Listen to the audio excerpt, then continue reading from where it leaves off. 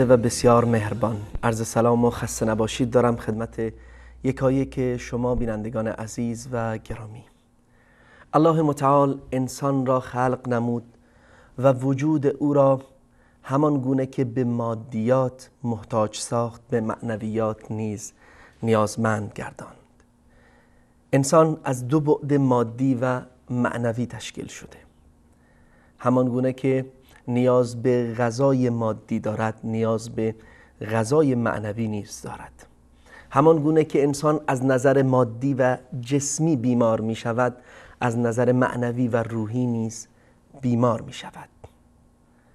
بسیاری از مکاتب بشری، مکتب‌های فکری بشر، هنگامی که فقط به بعد مادی انسان توجه کرده اند و بعد معنوی آن را فراموش ساخته اند، دچار اشتباهی بسیار بزرگ شدند که مکتب مشهور کمونیست در قرن گذشته از مهمترین دلایل شکست این مکتب و این ایدئولوژی این بود که تنها به بعد مادی اهمیت میداد و اما مکتب‌های دیگر که فقط به بعد معنوی نیز توجه می‌کردند یا می‌کنند و بعد مادی را نادیده می‌گیرند، باز هم دچار اشتباه شدند.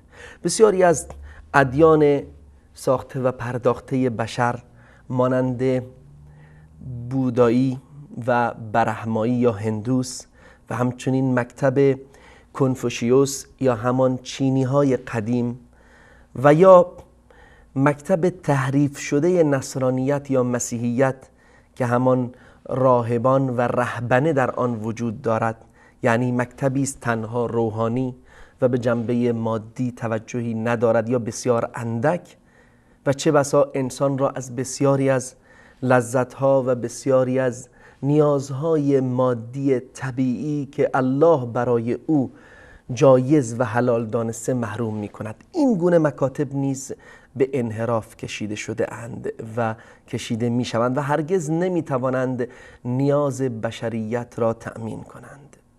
الله متعال از آن جایی که خالق بشریت است و به نیازهای مادی و معنوی آنها آگاه است، پیام‌آورانی را فرستاد تا اینکه این نیازها را به آنها گوشزد کنند، به ویژه نیاز معنوی را. آیا چنین چیزی ممکن است که الله متعال تمامی نیازهای مادی بشر را فراهم ساخته، تمامی مایحتاج زندگی، تمامی لذت‌های دنیایی را در اختیار بشر قرار بدهد، اما برای تأمین نیاز معنوی آنها برنامه ای را مشخص نسازد؟ نه، هرگز چنین چیزی صحیح نیست. پس اللهی که مهربان است و حکیم است و مدبر است، از حکمت و مهربانی و تدبیر او بدور است که برنامه ای را برای تأمین نیازهای معنوی بشر نفرستد. آری، این گونه بود که انبیا با خود پیامهایی را آوردند برای هدایت بشریت. قرآن کتاب الله متعال آخرین کتابی است که از جانب الله بر آخرین پیام آور وی محمد مصطفی صلی الله علیه و آله و سلم نازل شد. نه تنها بسیاری از غیر مسلمان ها متاسفانه از پرداختن به وحی انبیا رویگردان هستند، بلکه مسلمان ها، کسانی که ابراز استسلام یا تسلیم و فرمانبرداری و پذیرفتن دین مبین اسلام را کرده اند که آخرین دین الله متعال هست، میبینیم در زندگیشان از قرآن روی گردانند. به همین خاطر بسیاری از مشکلات امروزه بشریت و حتی در جامعه اسلامی ما شاهد آن هستیم که نشأت گرفته از روی گردانی آنها به منبع زلال وحی است. آیا ما در زندگی مسلمان ها پریشانی و عقب افتادگی و ضعف و ناتوانی را نمی بینیم؟ آیا وابستگی سیاسی، آیا انحطاط اخلاقی، آیا مشکلات اجتماعی را در جوامع مسلمان ها و غیر مسلمان ها نمی بینیم؟ آری، سبب تمامی این مشکلات روی گرداندن از پرداختن به نیازهای معنوی انسانها و یا به تعبیری دیگر از منبع زلال وحی الهی است، زیرا آنها به خودی خود میخواهند که این زندگی را به پیش ببرند و تنها به یک جانب، یعنی نیازهای مادی، بپردازند. به همین خاطر ما مسلمان ها معتقدیم اگر ما به منبع زلال وحی، اگر به کتاب الله متعال قرآن کریم که آخرین برنامه برای سعادتمندی و خوشبختی بشریت، برای رسیدن به سرمنزل مقصود در دنیا و آخرت هست، اگر ما به این کتاب چنگ نزنیم، اگر ما به این منبع عظیم وحی که از جانب الله یکتا آمده پشت بکنیم، خدای ناکرده به همین انحطاط و عقب ماندگی و ضعف و سستی که هستیم ادامه خواهیم داد و هرگز به آن دوران عزت و شکوهمندی که در قرنهای پیشین در آن به سر می بردیم نخواهیم رسید. آری، علت ضعف و انحطاط ما چیزی نیست جز روی گرداندن از منبع زلال وحی و قرآن کریم. برنامه جدیدی که همینک تقدیم حضور شما بینندگان عزیز می شود برنامه آموزش روحانی قرآن کریم است. از آنجایی که ما برای آشنایی با این کتاب عظیم الهی، برای فهمیدن معانی آن، برای اندیشیدن و تدبر در آن ابتدا باید روحانی آن را بیاموزیم، ما بران شده ایم در شبکه جهانی وصال حق که جمعه هر هفته از ساعت 4 تا ساعت 6 به وقت مکه مکرمه بعد از ظهر البته برنامه ای را با عنوان روحانی قرآن کریم تقدیم حضور شما بینندگان عزیز بکنیم. این هفته قرعه به نام بنده شد که در خدمت شما بزرگواران باشم و انشاءالله بنده و همچنین همکار عزیزم استاد فضل الحق سلیمانی و همکار عزیز دیگرم استاد عبدالرحمن فاتح انشاءالله متناوباً در خدمت شما بینندگان عزیز خواهیم بود. هر هفته یکی از ما در خدمت شما بینندگان عزیز هست و این برنامه را تقدیم حضور شما خواهد نمود. اما روال برنامه ما چیست و چگونه است؟ استثناءً این قسمت از برنامه که به پیشگفتار یا مقدمه‌ای درباره قرآن کریم، اهمیت آن، فضیلت خواندن و تلاوت آن و آموزش و تعلیم آن، تدبر در قرآن کریم، آداب تلاوت، هجر قرآن و معانی دیگر میپردازیم استثناءً در این قسمت از برنامه. اما در قسمت‌های دیگر انشاءالله از برنامه آینده ما شروع خواهیم نمود به آموزش روحانی قرآن کریم. در هر قسمت از برنامه ما برنامه را به 2 بخش تقسیم می کنیم که بخش اول آموزش ابتدایی هست در روحانی و سپس پس از هفته های دیگر انشاءالله به آموزش تجوید نیز خواهیم پرداخت و بخش دوم برنامه هر هفته به شما بیننده های عزیز اختصاص دارد که شما می توانید تماس بگیرید و در ساعت دوم برنامه انشاءالله تلاوت‌های خودتان را ارائه بفرمایید که ما بتوانیم با شنیدن این تلاوت انشاءالله در راستای بهتر فرا گرفتن قرآن کریم گامی برداشته باشیم و انشاءالله بتوانیم به راهنمودهای قرآن و همچنین به راهنمودهای سنت نبوی که همان تکمیل کننده و شرح دهنده قرآن کریم هست انشاءالله عمل بکنیم و بنده خوبی برای الله متعال و یکتا باشیم. زیرا اگر ما برنامه زندگی خود را ندانیم و ندانیم که الله از ما چه میخواهد و در این کتاب که برنامه زندگی ما و راهی است برای رسیدن به سرمنزل مقصود و چراغی است بر فراز این راه، اگر ندانیم که این کتاب از ما چه میخواهد هرگز نمیتوانیم به سعادت و خوشبختی برسیم. اولین قدم در راستای فهمیدن آن نیز خواندن قرآن و صحیح تلاوت نمودن آن است. با هم میان برنامه ای را ببینیم بینندگان عزیز و پس از آن با بخش دیگر برنامه امشب که همان تعریف قرآن و توضیح مختصر در مورد این کتاب عظیم هست در خدمت شما خواهم بود.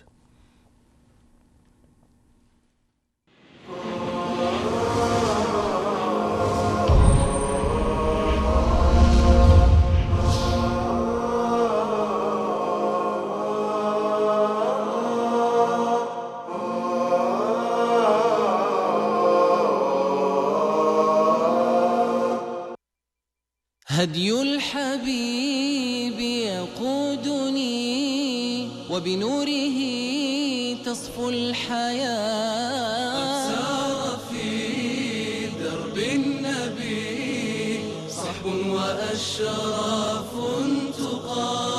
قوموا إلى الدرب المضيء نسمو ونرقى في علاه ونعانق.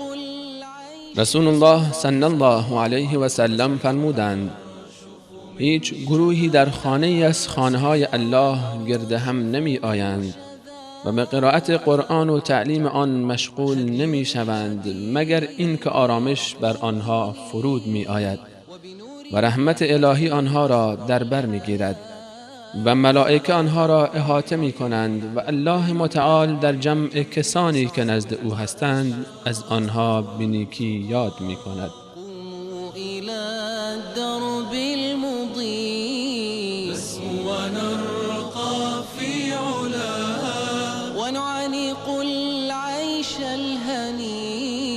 نحيا ونرشف من شذا نحيا ونرشف من شذا. هدي الحبيب يقودني وبنوره تصفو الحياة.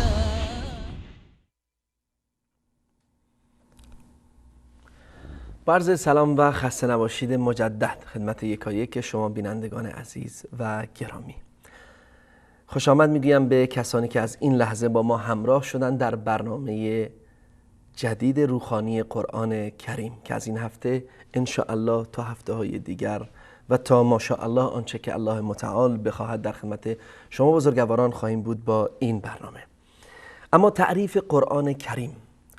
قرآن کریم در لغت از مصدر قرأ یقرأ قراءتن مشتق شده است که به معنای جمع شدن یا جمع نمودن یا به تعبیر دیگر الضم والجمع به معنای جمع هست که این آیه کریمه که ان علینا جمعه و قرآنه فاذا قرأناه فاتبع قرآنه. الله متعال در این آیه منظور از قرآن کلمه قرآنی که در این آیه آمده هستن به معنای جمع هست، یعنی جمع آن و جمع‌آوری قرآن با ما هست. الله متعال می‌فرماید خطاب به رسول الله صلی الله علیه و سلم. پس لغتاً به معنای جمع و مصدر قرأ یقرأ می باشد. اما اصطلاحاً چیست قرآن کریم؟ کلام الله است که بر محمد مصطفی صلی الله علیه و آله و سلم نازل شده است که آیات آن معجزه است و تلاوت نمودن آن عبادت است و با تواتر یعنی متواترا نقل شده است و به ما رسیده است و همچنین در مصاحف، در مصحف، در این کتابی که امروزه به قرآن مشهور است نوشته شده است و با سوره الفاتحه شروع می شود و همچنین با سوره ناس پایان می یابد. این تعریفی است جامع و کامل در مورد قرآن کریم، تعریفی اصطلاحی که اگر به شرح این تعریف بپردازیم هنگامی که میگوییم کلام الله است پس هر کلام بشری از آن خارج می شود و همچنین بر محمد مصطفی نازل شده است کتاب‌های دیگر آسمانی از آن جدا می شود مانند تورات و انجیل و هنگامی که میگوییم با تلاوت آن ما عبادت الله را به جای می آوریم. چگونه است؟ اینجا فرق بین قرآن و احادیث و به ویژه احادیث قدسی مشخص می شود. شکی نیست که حتی احادیث هم و به ویژه احادیث قدسی یعنی احادیثی که از جانب الله متعال رسول الله نقل نموده است از الله متعال، این احادیث خواندن آن نیز اجر و پاداش دارد، اما اجر و پاداش قرآن فراتر است. و همچنین احادیث قدسی را ما نمیتوانیم در نماز بخوانیم به عنوان آیاتی از نماز، گرچه کلام الله است، اما ما میتوانیم قرآن را در نماز بخوانیم به عنوان آیاتی که تلاوت می شود و نماز ما را صحیح می داند این تلاوت نمودن. اما از ویژگی های دیگر قرآن کریم اگر خدمت شما عزیزان عرض بکنم این هست که اجزای قرآن کریم 30 جزء هست، سوره های آن 114 سوره هست، آیات قرآن کریم 6236 آیه هست، طولانی ترین سوره آن سوره بقره هست، کوتاه‌ترین سوره آن سوره کوثر هست و طولانی ترین یا بلندترین آیه آن آیه 282 سوره بقره که همان آیه مداینه هست در مورد دین و قرض و کتابت و این موارد می باشد. اما قرآن کریم چگونه نازل شد؟ قرآن کریم در رمضان سال 610 هجری که در روایت های مختلف آمده است 21 یا 23 یا 26 رمضان، به هر حال در ماه مبارک رمضان بود، ببخشید 610 میلادی، در سال 610 میلادی در ماه مبارک رمضان که برابر بود با ماه آگوست میلادی در غار حرا واقع در کوه نور بر محمد مصطفی صلی الله علیه و آله و صحبه و سلم نازل شد. اولین دیدار محمد مصطفی صلی الله علیه و آله و سلم با جبرئیل امین بود. این دیدار که بسیار برای رسول الله صلی الله علیه و آله و سلم نیز گران آمد، هنگامی که دید جبرئیل با 600 بالش افق را پوشانده است، یعنی آن غروب را، آن مرز بین آسمان و زمین را پوشانده است.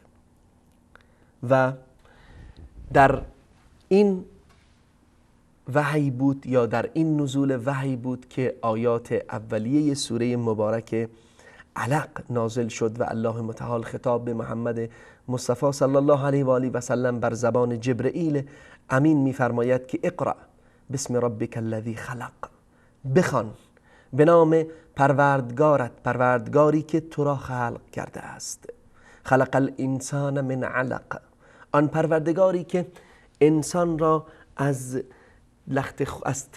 لخته خونی بسته خلق کرده.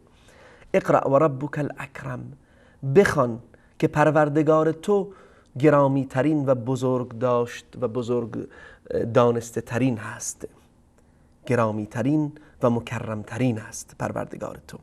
الذی علم بالقلم، پروردگار تو آن پروردگاری است که با مداد و قلم آموزش داد، علم و دانش را آموزش داد به وسیله مداد و قلم، که این خود دال بر اهمیت دین مبین اسلام به علم و دانش و قلم و مداد و خواندن و نوشتن است. علم الانسان ما لم یعلم، این پروردگار به انسان چیزهایی را یاد داد که انسان نمیدانست آن را، و واقعا هم همین گونه است. انسان هنگامی که به دنیا می آید هیچ چیزی نمیداند، حتی گریه را فقط به طور غریزی می تواند انجام دهد، اما غیر از گریه هیچ کلمه‌ای، هیچ حرفی را نمی تواند بر زبان بیاورد. الله متعال او را می آموزد، یاد می دهد. پس این اولین آیاتی بود که بر محمد مصطفی صلی الله علیه و آله و صحبه و سلم نازل شد. ببینیم که چقدر آیاتی است عظیم، آیاتی است که به خواندن و به نوشتن و به علم و به دانش میپردازد. سبحان الله، آنهایی که دین مبین اسلام را متهم میکنند که دینی است که با علم و دانش میستیزد، بسیار اشتباه میکنند و بر باوری نادرست هستند اگر بنگرند به این آیات که اولین آیاتی است که بر رسول الله صلی الله علیه و آله و سلم نازل شد. اما پس از این حادثه بسیاری از تاریخ نویسان بر این باورند که وحی بر رسول الله صلی الله علیه و آله و سلم تا مدت زیادی قطع شد. برخی میگویند 40 روز و برخی میگویند 6 ماه و برخی میگویند 3 سال. اما بالاخره در مدتی که شاید در بین این سه رأی و سه نظریه باشد، وحی بار دیگر بر محمد مصطفی صلی الله علیه و آله و سلم نازل گشت. آیه مبارکه سوره مدثر بود که بر رسول الله صلی الله علیه و آله و سلم نازل گشت، هنگامی که الله متعال میفرماید یا ایها المدثر قم فانذر و ربک فکبر و ثیابک فطهر. ای کسی که خود را پوشانده ای، زیرا رسول الله صلی الله علیه و آله و سلم پس از اینکه آیاتی عظیم بر او نازل شد، آیات اولیه سوره مبارکه علق، اولین وحی که بر وی نازل شد، وحشت و سنگینی وجود وی را فرا گرفت و به خانه رفت و خطاب به همسر گرامیش خدیجه کبرا فرمود که دثرونی مرا بپوشانید، مرا با پتو یا با چیزی که به هر حال مرا در بر بگیرد، پارچه‌ای مرا بپوشانید. رسول الله را پوشاندند. ام المؤمنین خدیجه رضی الله عنها رسول الله صلی الله علیه و آله و سلم را پوشاندند. به همین خاطر پس از این آیاتی که بعد از آن نازل شد که شاید بهترین رأی همان 40 روز باشد، آیات اولیه سوره مدثر بود که ای کسی که خود را پوشانده ای، قم فانذر، بلند شو و بیم بده، بترسان آنها را از این که از راه خدای روی گردان شده اند. به آنها بگو که قیامتی هست، اللهی هست، خالقی هست، معبودی هست، حقی است و باطل، و پروردگارت را و ربک فکبر، پروردگارت را تکبیر بگوی، تا ادامه این آیات. و پس از این آیات بود که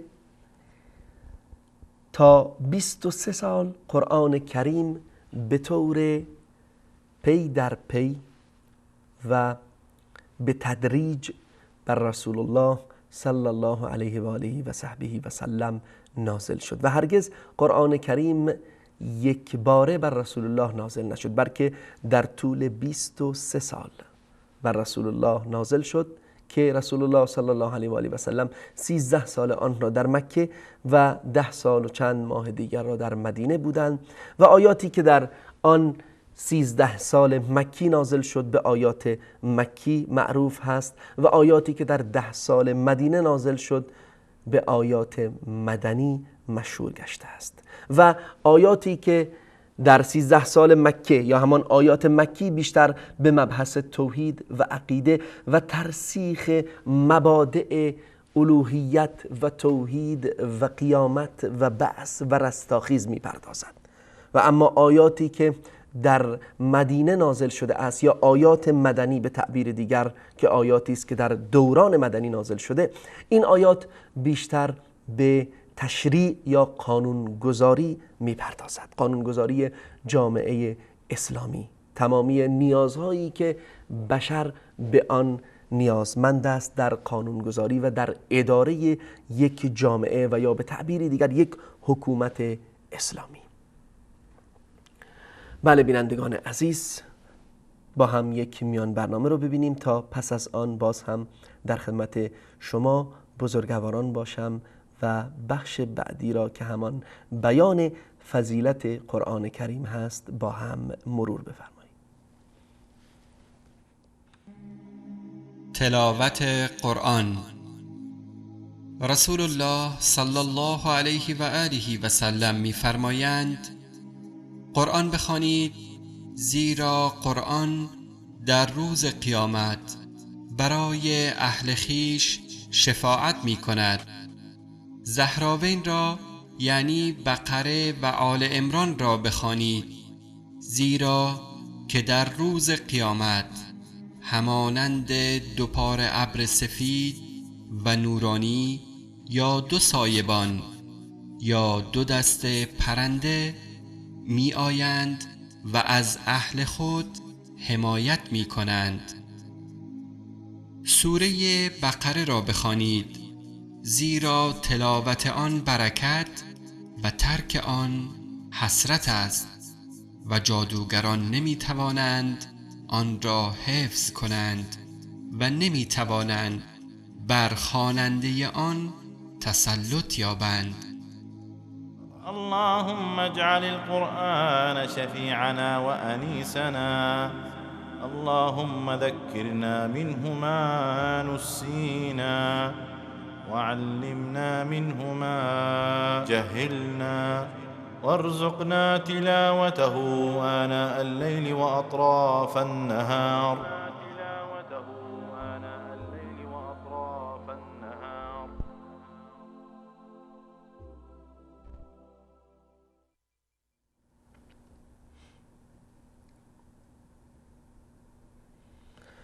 با عرض سلام و خسته نباشید مجدد خدمت شما بینندگان عزیز. اما قبل از اینکه به بیان فضیلت قرآن کریم و اهمیت این کتاب عظیم آسمانی بپردازیم، لازم میدونم مراحل جمع قرآن کریم، جمع‌آوری این کتاب آسمانی رو خدمت شما بینندگان عزیز توضیح بدم. قرآن کریم به طور کلی در 3 مرحله جمع‌آوری شد.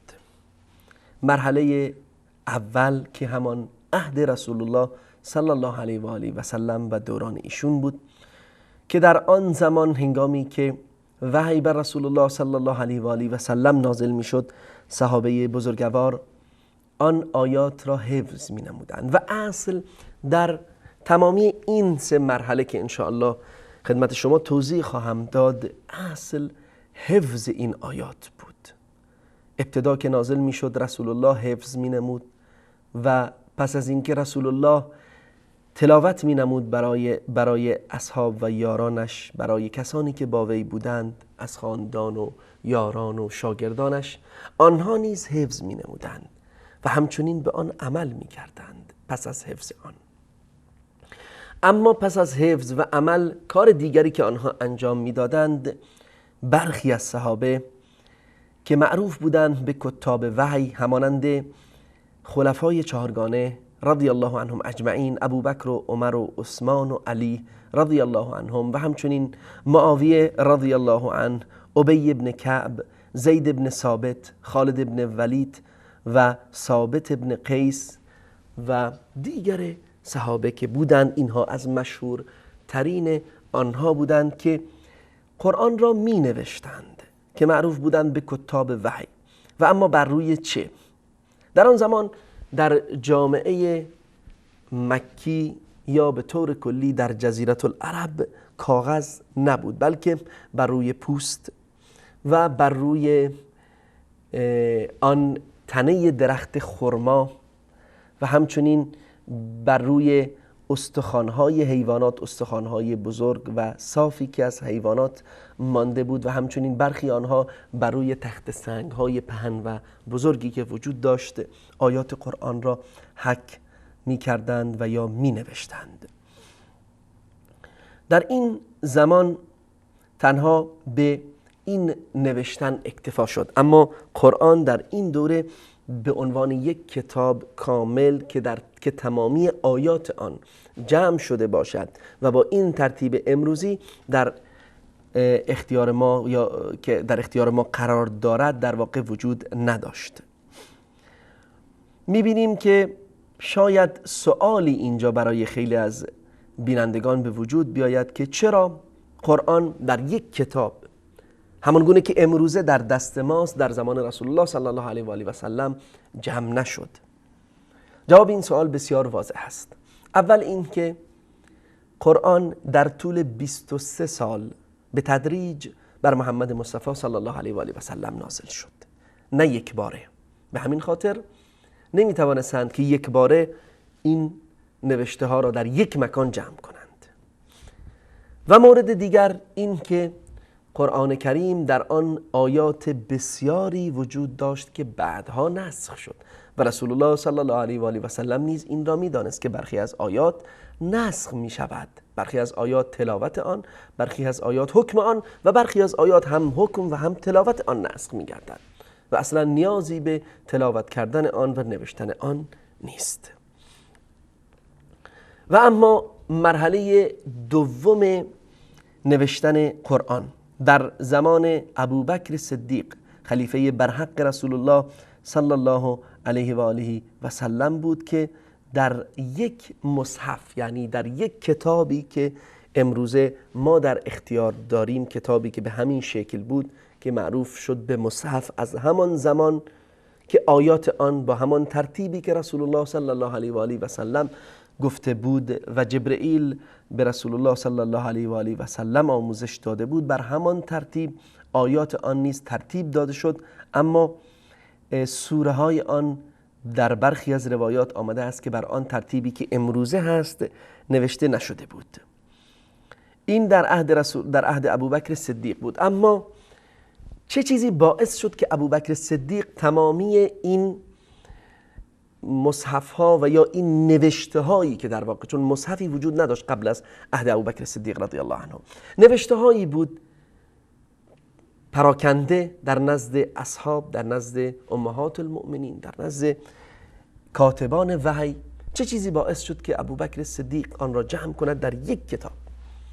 هنگامی که بسیاری از کاتبان وحی، قاریان قرآن، حافظان قرآن به جنگ مشرکین می رفتند برای نشر دعوت، برای دفاع از حکومت اسلامی، از مدینه فاضله رسول الله صلی الله علیه و آله و سلم، هنگامی که بسیاری از عربهای منطقه، عربهایی که بعداً از اسلام بعد از فوت رسول الله صلی الله علیه و آله و سلم مرتد شدند، به جنگ آنها می رفتند.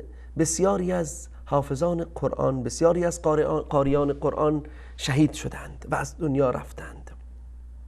اینجا بود که عمر ابن خطاب رضی الله عنه به نزد ابوبکر صدیق رفت و این پیشنهاد را به ابوبکر صدیق رضی الله عنه داد که بسیاری از قاریان قرآن، بسیاری از حافظان قرآن و عالمان قرآن دارند کشته می شوند و ترس از این است که خدای نکرده با مرگ بسیاری یا بیشتر آنها چه بسا برخی از آیات یا برخی از سوره های قرآن از بین برود، زیرا سوره ها و آیات اکثرا در سینه این افراد بود و در یک کتاب جمع نشده بود. این ترس و این بیم می رفت که چون این چیزی رخ بدهد و برای اینکه این سبب را بگیرند، ابتدا عمر به نزد ابوبکر رفت. ابوبکر صدیق رضی الله عنه ابتدا قانع نشد، زیرا معتقد بود که رسول الله صلی الله علیه و آله و سلم عملا چون این کاری را نکرده. اما پس از اینکه بارها عمر ابن خطاب رضی الله عنه این درخواست را از وی نمود، ابوبکر صدیق بالاخره میفرماید که آنگونه قانع شدم و قلبم به این موضوع قانع شد و قناعت را پیشه کردم در این زمینه که دیگر هیچ کس نمیتوانست جلو مرا بگیرد و با عزمی راسخ زید ابن ثابت را به این کار گماشت. امر کرد به زید ابن ثابت رضی الله عنه که جمع‌آوری قرآن را بر عهده بگیرد. زید ابن ثابت یکی از قوی ترین و مشهورترین و جوانترین کاتبان وحی بود.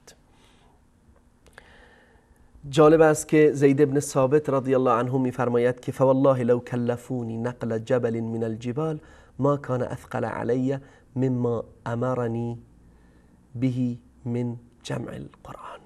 اگر مرا امر می‌کردند که کوهی را از کوه‌ها بلند بکنم و به جای دیگری بگذارم، به خدا قسم که سنگین‌تر نبود بر من از جمع‌آوری قرآن. یعنی جمع‌آوری قرآن بسیار بر من حتی از بلند کردن کوهی سنگین‌تر بود.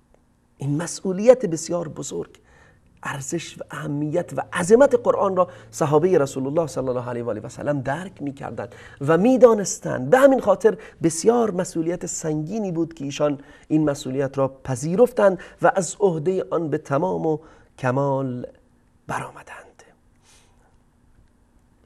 اما پس از آن مرحله سوم جمع‌آوری قرآن در زمان عثمان رضی الله عنه است.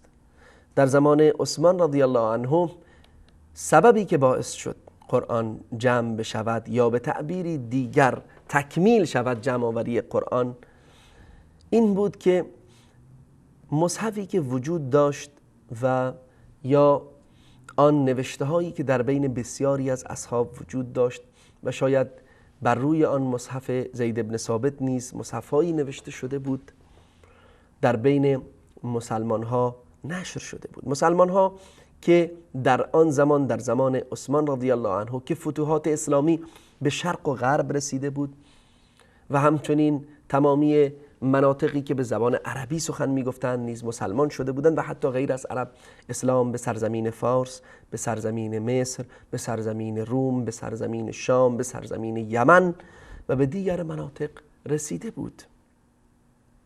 به همین خاطر اختلاف لهجه های عربی یا اختلاف حروف یا لهجه هایی که در بین خود عرب وجود داشت باعث شد که چه بسا برخی از قاریان قرآن دچار اختلاف نظر با یکدیگر می شدند و اختلاف هایی که به وجود می آمد گاهن در این زمینه به خلیفه مسلمان ها عثمان ذوالنورین همسر دو دختر گرامی رسول الله صلی الله علیه و سلم رسید.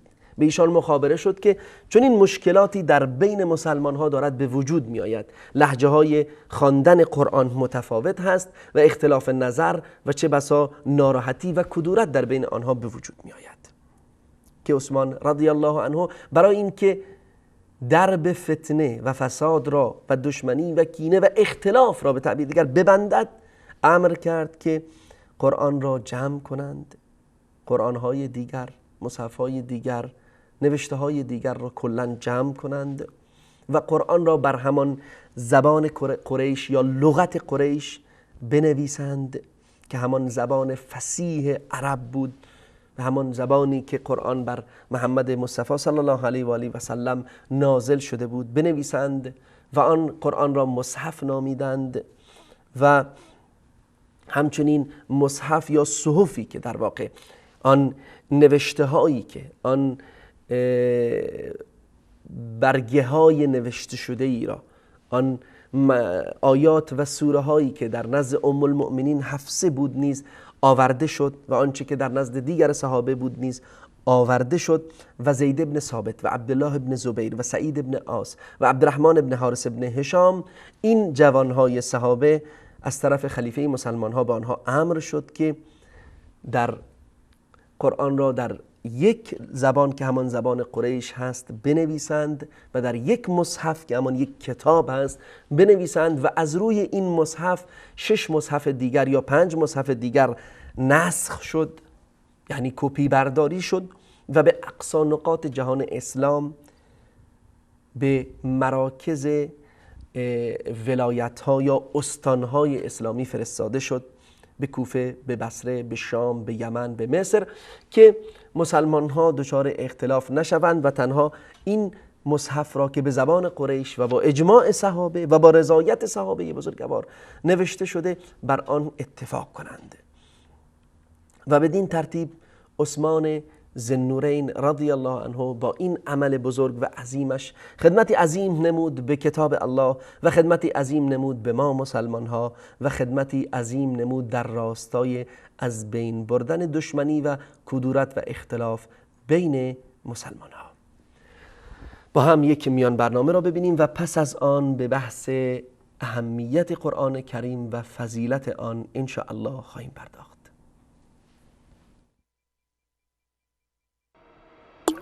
أعوذ بالله من الشيطان الرجيم. الله لا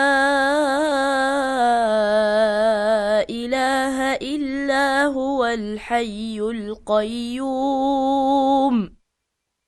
لا تأخذه سنة ولا نوم له ما في السماوات وما في الأرض من ذا الذي يشفع عنده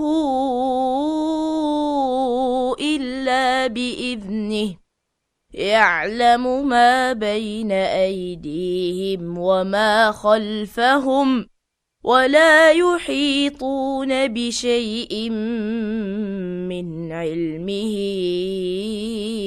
إلا بما شاء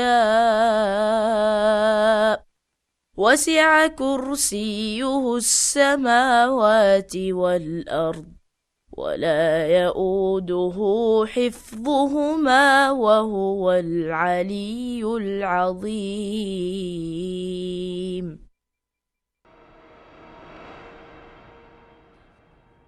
این آیه با عظمت‌ترین آیه در قرآن کریم است.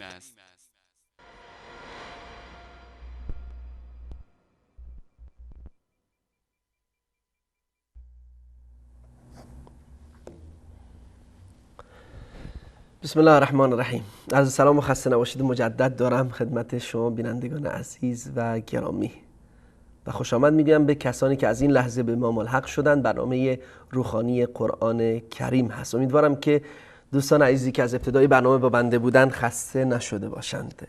همان گونه که خدمت شما عزیزان عرض کردم، در این قسمت از برنامه به پیشگفتاری در مورد قرآن کریم، اهمیت آن، آداب تلاوت و کیفیت نزول و جمع‌آوری آن و مطالبی مربوط به قرآن کریم عموماً میپردازیم که تقریباً 45 دقیقه است که در خدمت شما عزیزان هستم که انشاءالله بتوانیم تا پایان برنامه با هم باشیم و در راستای فهمیدن علوم قرآنی انشاءالله گامی با هم برداریم. فضیلت و اهمیت قرآن کریم را قبل از هر چیز از زبان الله متعال باید بشنویم. الله متعال هنگامی که قسم یاد می کند به قرآن کریم و می فرماید والقرآن الحکیم والقرآن المجید والقرآن ذی الذکر، اینجا قسم می خورد که الله به قرآن مجید یعنی با عظمت بلند مرتبه، به قرآن حکیم که پر از حکمت هست، به قرآن ذی الذکر که صاحب ذکر است، یعنی این قرآن در آن یادآوری است، تذکر است. این اهمیت یک موجود یا یک چیز رو در واقع میرساند هنگامی که الله متعال به آن قسم یاد می کند. هنگامی که الله متعال به چیزی قسم یاد می کند اهمیت آن را میرساند. و همچنین الله متعال می فرماید که و انه فی ام الکتاب لدینا لعلی حکیم. اینجا وصف علی و حکیم آمده است خطاب به قرآن. اینجا قرآن به ام الکتاب توصیف شده و همچنین به بلند مرتبه بودن و به سراسر حکمت بودن نیز توصیف شده است. اینها اوصافی است از جانب الله متعال، ویژگی است که الله به قرآن عطا نموده است. و همچنین قرآن کریم هدایتگر است برای بشریت، برای انسانها، برای مؤمنان. الله متعال می‌فرماید إن هذا القرآن يهدي للتي هي أقوم ويبشر المؤمنين الذين يعملون الصالحات أن لهم أجرا كبيرا. به درستی که این قرآن به راهی هدایت می کند که آن راه پابرجاترین و بهترین راه هاست، با ارزشترین و درستترین راه هاست و بشارت میدهد مؤمنان را، آن مؤمنانی که اعمال صالح انجام میدهند که اجری بسیار بزرگ به شما تعلق میگیرد. الله متعال قرآن را فرقان مینامد، یعنی فاصله ایجاد کننده و فرق گذارنده بین حق و باطل، آنچه که بین حق و باطل شکاف ایجاد می کند. الله متعال می فرماید تبارك الذي نزل الفرقان على عبده ليكون للعالمين نذيرا. سبحان الله، پاک و بلند مرتبه و بزرگ است آن کسی که فرقان را، جدا کننده بین حق و باطل را، یعنی قرآن را بر بنده اش یعنی محمد مصطفی صلی الله علیه و آله و سلم نازل نمود، فرو فرستاد، تا اینکه این فرقان، این قرآن للعالمین نذیرا، بیم دهنده ای باشد برای جهانیان، برای تمامی مخلوقات، برای تمامی انسانها، برای انسان و برای جن، برای دو مخلوقی که مکلف هستند. این قرآن برای هر دو بیم دهنده بود و هست و خواهد بود. و همچنین قرآن را الله متعال برای تدبر فرستاده است. هنگامی که می‌فرماید افلا يتدبرون القرآن ولو كان من عند غير الله لوجدوا فيه اختلافا كثيرا. چرا تدبر نمی کنن؟ آیا تدبر نمی کنن در قرآن؟ در حالی که اگر این قرآن از نزد غیر الله آمده بود در آن اختلاف زیادی وجود داشت، در آن ضد و نقیض بسیاری وجود داشت، تناقض‌هایی بود که بسیار واضح بود. اما این قرآن از جانب یک الله و همان الله یکتا و همان معبود برحق و همان خالق یکتا آمده است که خالق و آفریننده ماست و آفریننده زمین و زمان است. و همچنین تمامی نیازهای ما در قرآن بیان شده است و آنچه که ما به آن نیاز داریم در قرآن ذکر شده است. الله متعال می‌فرماید و نزلنا علیک الکتاب تبیانا لكل شیء. خطاب به رسول الله صلی الله علیه و آله می‌فرماید که ما کتاب را که قرآن باشد برای تو فرستادیم که این بیان کننده و آشکار کننده تمامی چیز هاست، این قرآن و این کتاب. عمر بن خطاب رضی الله عنه از رسول الله صلی الله علیه و آله و سلم نقل می کند که ایشان فرمودند ان الله یرفع بهذا الكتاب اقواما و یضع به آخرین. الله متعال با این کتاب گروهی از مردم را بلند می کند، یعنی به خوشبختی و به عظمت و به سعادتمندی می رساند، و گروهی دیگر را پست می گرداند، یعنی به بدبختی و به شقاوت می کشاند. یعنی به وسیله عمل نمودن یا عمل ننمودن به قرآن هست. یعنی گروهی که به قرآن چنگ می زنند و به آن عمل می کنند رشد می کنند و به خوشبختی و سعادت و بلند مرتبگی می رسند. اما گروهی که به قرآن پشت می کنند و به قرآن اهمیت نمی زنند آنها به بدبختی و تیره‌بختی دچار می شوند. بله بینندگان عزیز، اینها آیاتی بود و احادیثی بود دال بر فضیلت قرآن کریم و اهمیت آن از کتاب و سنت رسول الله صلی الله علیه و آله و سلم. از کتاب یعنی از قرآن کریم، از کلام الله متعال، و از سنت که همان کلام رسول الله صلی الله علیه و آله و سلم و آنچه که منسوب است به وی در روایات صحیح می باشد. با هم میان برنامه ای رو ببینیم و پس از آن به مبحث تلاوت و اهمیت آن و فضیلت آن ان شاء الله میپردازیم.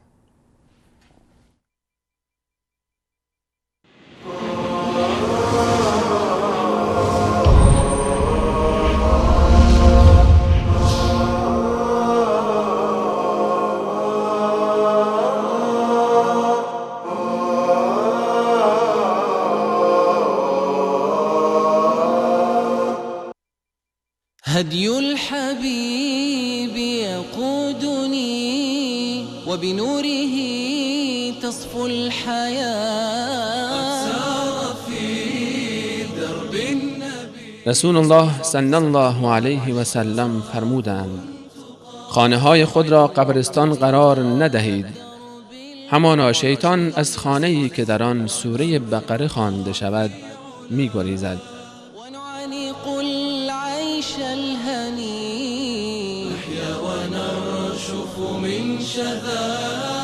نحيا ونرشف من شذا هدي الحبيب يقودني وبنوره تصفو الحياة سار في درب النبي.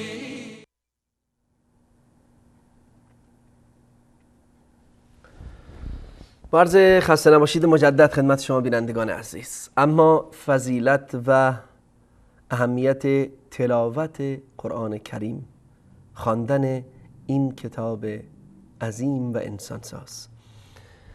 الله متعال در این زمینه می‌فرماید ان الذين يتلون كتاب الله واقاموا الصلاة وأنفقوا مما رزقناهم سرا وعلانية يرجون تجارة لن تبور يرجون تجارة لن تبور ليوفيهم أجورهم ويزيدهم من فضله إنه غفور شکور. به درستی که کسانی که تلاوت می کنند کتاب الله را و نماز را برپا می دارند و از آنچه که الله به آنها داده است انفاق می کنند سرا و علانیه، در پنهانی و در آشکاری، آنها تجارتی که هرگز ضرر در آن نیست را از الله متعال امید دارند. تلاوت کتاب الله متعال، تلاوت قرآن را الله متعال قبل از نماز خواندن و قبل از انفاق در راه خدا، یعنی صدقه و زکات دادن، آورده است.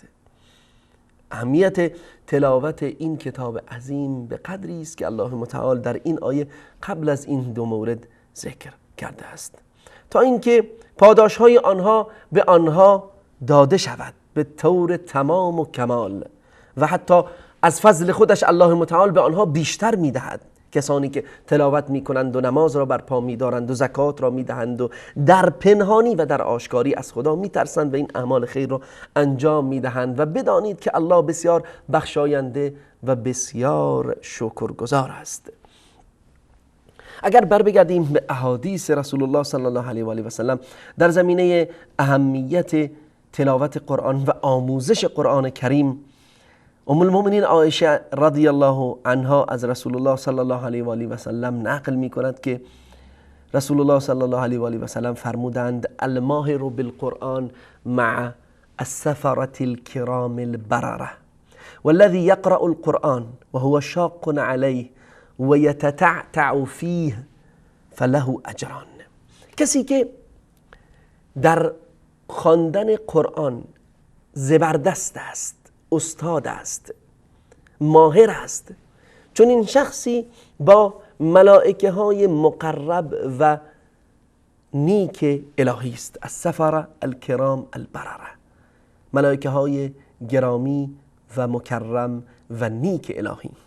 اما کسی که قرآن را میخواند و در آن لکنت دارد، به سختی قرآن را میخواند، خوب به یاد ندارد یا بلد نیست که قرآن را بخواند، با سختی قرآن را تلاوت میکند و سعی میکند که آن را یاد بگیرد، او 2 اجر دارد. چون این کسی به فرموده رسول الله صلی الله علیه و آله و سلم 2 اجر دارد: 1 اجر تلاوت کردن قرآن و 2 اجر آن سختی و مشقتی که متحمل می شود.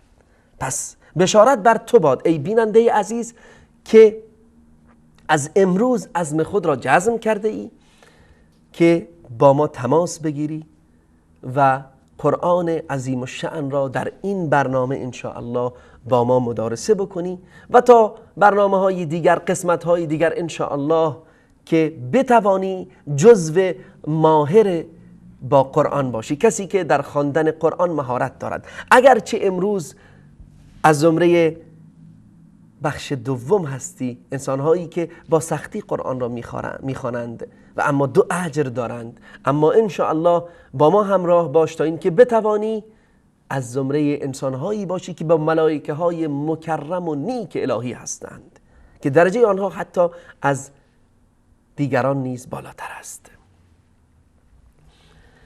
اما فضل و ارزش و اجر و پاداش خواندن قرآن به اندازه است که ابن مسعود رضی الله عنه از رسول الله صلی الله علیه و آله و سلم نقل می کند که ایشان فرمود: من قرأ حرفا من کتاب الله فله حسنه والحسنه بعشر امثالها.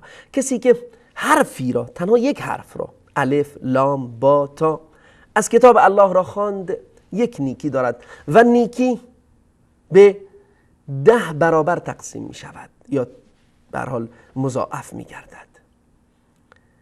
و رسول الله صلی الله علیه و آله و سلم در ادامه این حدیث می فرماید که لا اقول الف لام میم حرف، من نمیگویم که الف لام میم که در ابتدای سوره بقره و چند سوره دیگری هست یک حرف است. نه، ولکن الف حرف و لام حرف و میم حرف. رسول الله صلی الله علیه و میفرمود که نه، الف لام میم این یک حرف نیست، بلکه سه حرف است. الف یک حرف است و لام یک حرف است و میم یک حرف است.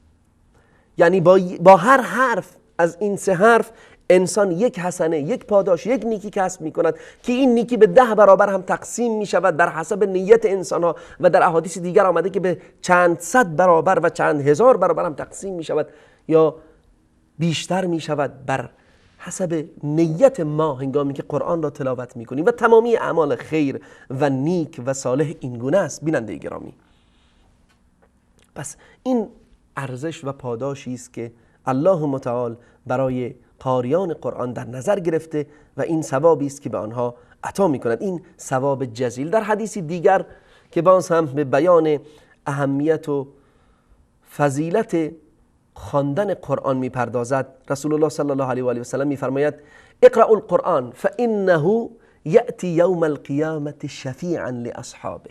قرآن را بخوانید که قرآن در روز قیامت شفاعت کننده اصحابش هست، یارانش هست، کسانی که با او همراه بودند. در روز قیامت قرآن شفاعت می کند ما را. در حدیث دیگر که ابو موسی اشعری رضی الله عنه از رسول الله روایت می کند، رسول الله صلی الله علیه و آله می فرماید القرآن حجت لک او علیک. قرآن حجتی است، گواهی است، برهانی است، دلیلی است برای تو، به نفع تو یا بر علیه تو. اگر قرآن را خواندی، در آن تدبر کردی، به آن عمل نمودی، حجتی است برای تو، برهانی است به نفع تو در روز قیامت. اما اگر به آن عمل ننمودی، او را ترک کردی، پشت نمودی، تنها در تاقچه خانه گذاشتی که خاک جلد آن را بگیرد، مطمئن باش که در روز قیامت برهان و دلیلی است بر علیه تو، نه به نفع تو. اما فضیلت آموزش و تعلیم آن به طور خاص، رسول الله صلی الله علیه و آله و سلم در حدیثی که عثمان ذوالنورین رضی الله عنه از ایشان نقل می کند، رسول الله می فرماید خیرکم من تعلم القرآن و علمه.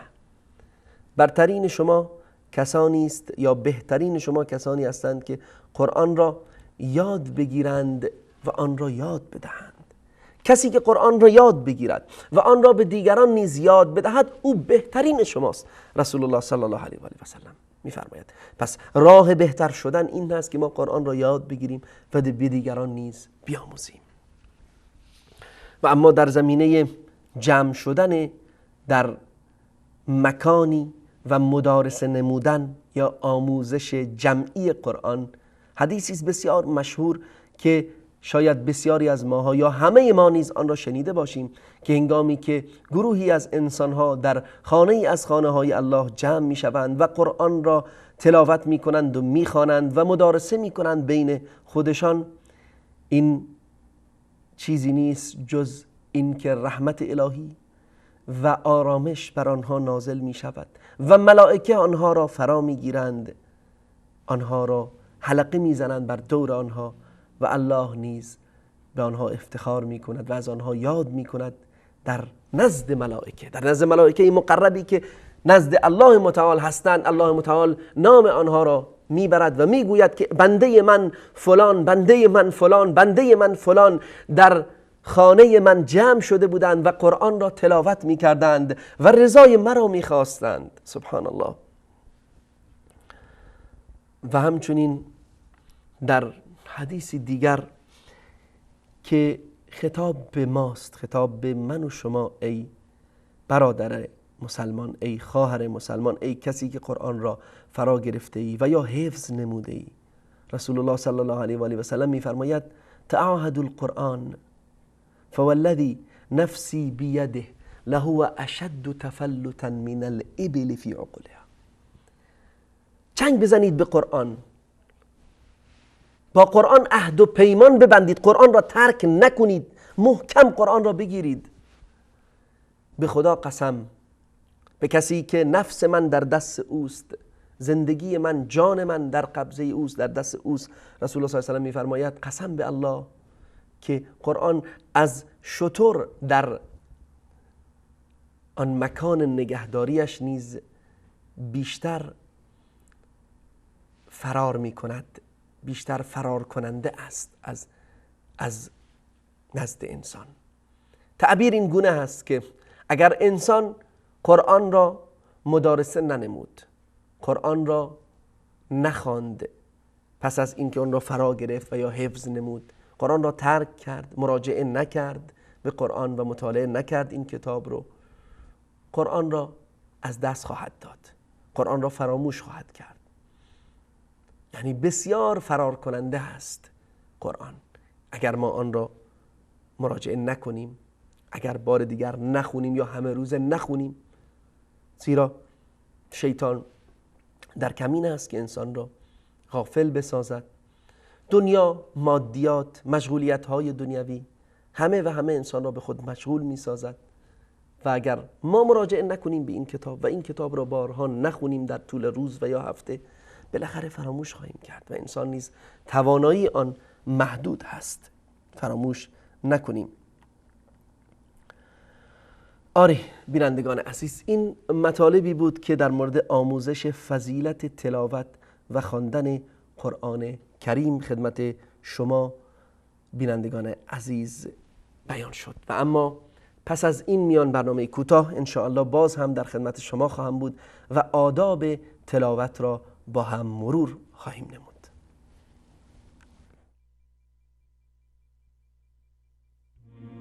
بهار دلها. رسول الله صلی الله علیه و آله و سلم فرمودند: مؤمنی که قرآن را تلاوت می کند مانند ترنجی است که بوی آن دلنشین و مزه آن نیز خوش است، و مؤمنی که قرآن را تلاوت نمی کند مانند خرماست که بویی ندارد ولی مزه آن شیرین است. اللهم اجعل القرآن ربيع قلبي ونور صدري وجلاء حزني وذهاب همي وغمي وذهاب همي وغمي وذهاب همي وغمي وذهاب همي وغمي.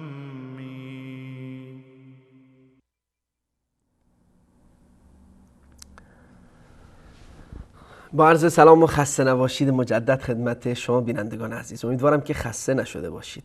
تحمل کنید تا دقایقی دیگر انشاءالله این مباحث رو خاتمه خواهیم داد و پس از اون انشاءالله تماس هایی خواهیم داشت. 2 تماس خواهیم داشت با 2 همکار عزیزم که در این برنامه ما رو همراهی میکنن. انشاءالله هفته های آینده در خدمت ایشون خواهیم بود، این 2 همکار عزیزم.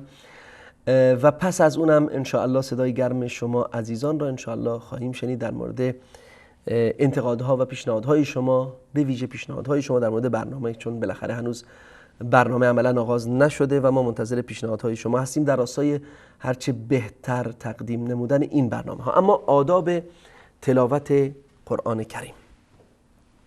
به طور کلی تمامی عبادت ها به 2 شرط نیازمند هست برای پذیرفتن آن و تلاوت قرآن کریم نیز یکی از مهمترین عبادات هست. اولین شرط عبادت اخلاص هست. اولین شرط پذیرفته شدن عبادت نزد الله متعال اخلاص هست. اخلاص یعنی رضای الله متعال را تنها در نظر داشتن و انجام دادن آن عمل تنها برای رضای الله متعال باشد. رضایت هیچ شخص، هیچ موجود، هیچ کس و هیچ چیز دیگری را جز الله متعال در نظر نداشته باشیم. و اساسی ترین آداب تلاوت نیز همین است که ما در هنگام تلاوت رضایت الله را در نظر داشته باشیم و هیچ وقت قرآن را نخونیم برای اینکه به ما بگویند که خواننده قرآن است، قاری قرآن است. زیرا یکی از کسانی که در روز قیامت به جهنم میروند کسی است که مشهور بود در دنیا به قاری قرآن و به او گفته می شود که چه کردی تو در دنیا میگوید من قاری قرآن بودم، قرآن میخواندم و همیشه قرآن را بر سر زبان داشتم. خطاب او گفته میشد نه، هرگز تو به خاطر خدا این کار رو نکردی، بلکه خواستی که به تو بگویند قاری، به تو بگویند خواننده قرآن، به تو بگویند حافظ قرآن و به تو گفته شد و امروزه تو باید به جهنم بروی، زیرا رضای الله رو در نظر نداشتی و این شخص به جهنم وارد می شود، زیرا رضای غیر الله رو در نظر داشت و شرک ورزید در این زمینه. و اما شرط دوم عبادت پس از اخلاص، تبعیت و پیروی از راه و روش رسول الله صلی الله علیه و آله و سلم هست که این پیروی و راه و روش از رسول الله رو ما در بندهای بعدی خدمت شما عزیزان عرض میکنیم. پس اولین بند آداب تلاوت اخلاص هست و پس از آنها، یعنی پس از اخلاص، پس از آن یعنی اخلاص، طهارت و پاکیزگی است که هنگام خواندن قرآن انسان باید پاک باشد، از حدث اکبر یعنی جنوب نباشد و اگر میخواهد که صفحه یا ورق قرآن را لمس بکند، خط قرآن را در واقع لمس بکند و دست بگذارد، پس باید وضو نیز داشته باشد. و شرط سوم یا ادب سوم در واقع در آداب تلاوت قرآن لباس مناسب و پاکیزه پوشیدن هست که ما لباسی پاکیزه و مناسب بپوشیم در هنگام خواندن قرآن به احترام این کتاب عظیم الشأن و این کلام عظیم الشأن در واقع که کلام الله متعال است. و پناه بردن به الله متعال از شر شیطان یکی دیگر از آداب قرائت قرآن کریم هست. در مورد تمامی این آداب آیاتی است و احادیثی است که شاید وقت برنامه اجازه نده. مثلا پناه بردن به شیطان، الله متعال در این زمینه میفرماید که فاذا قرأت القرآن فاستعذ بالله من الشیطان الرجیم، هنگامی که قرآن را میخواهی بخوانی پس پناه ببر به الله از شیطان رجیم. در مورد پاکیزگی الله متعال میفرماید یا بنی آدم خذوا زینتکم عند کل مسجد، ای بنی آدم زینت و پاکیزگی خدا در هنگام سجده و عبادت و راز و نیاز با الله همیشه همراه داشته باش. و همچنین در مورد با وضو بودن و طهارت الله متعال میفرماید که لا یمسه الا المطهرون، قرآن را دست نمیزند، مس نمی کند الا کسانی که پاک هستند. و همچنین بسم الله گفتن، پس از این که به شیطان به الله پناه بردیم از شر شیطان، بسم الله میگوییم هنگام قرائت و تلاوت قرآن. و همچنین شرط ششم یا ادب ششم ترتیل و تجوید هست، رعایت ترتیل، شمرده خواندن و دقیق خواندن قرآن کریم و رعایت آداب تجویدی که انشاءالله ما در همین برنامه به توضیح مباحث تجوید انشاءالله خواهیم پرداخت، به آموزش این مباحث. و هفتمین ادب زیبا ساختن صدای خود را زیبا ساختن هنگام خواندن قرآن که حدیث زیبایی است از رسول الله صلی الله علیه و آله میفرماید زینوا القرآن باصواتکم، با صدای خود قرآن را زیبا بخوانید، قرآن را زیبا بکنید، قرآن خواندن را زیبا جلوه بدهید با صدای زیبای خودتان. و همچنین هنگامی که در هنگام تلاوت به آیات سجده برخورد میکنیم، سجده تلاوت را به جای بیاوریم. و ادب دیگر تدبر نمودن هست در کلام الله متعال هنگامی که کلام الله را تلاوت میکنیم.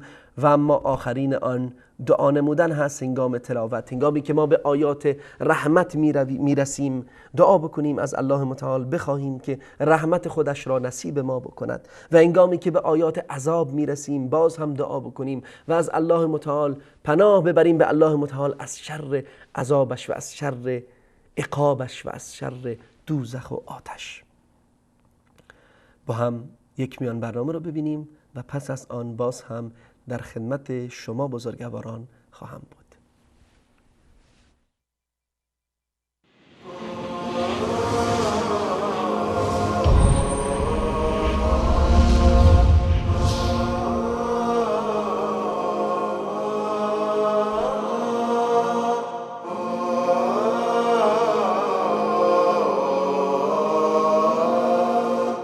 أعيش الحياة بنور الكتاب وهدي الرسول إمام الورى وأقفوا طريقا به الصالحون مضوا للرشاد وحازوا العلا ففيه السعادة فيه الهنا رسول الله صلی الله علیه و سلم فرمودند اهل قرآن اهل الله و بندگان خاص او هستند. في ركاب الهدى أعيش الحياة بنور الكتاب وهدي الرسول إمام الورى وأقفو طريقا به الصالحون مضوا للرشاد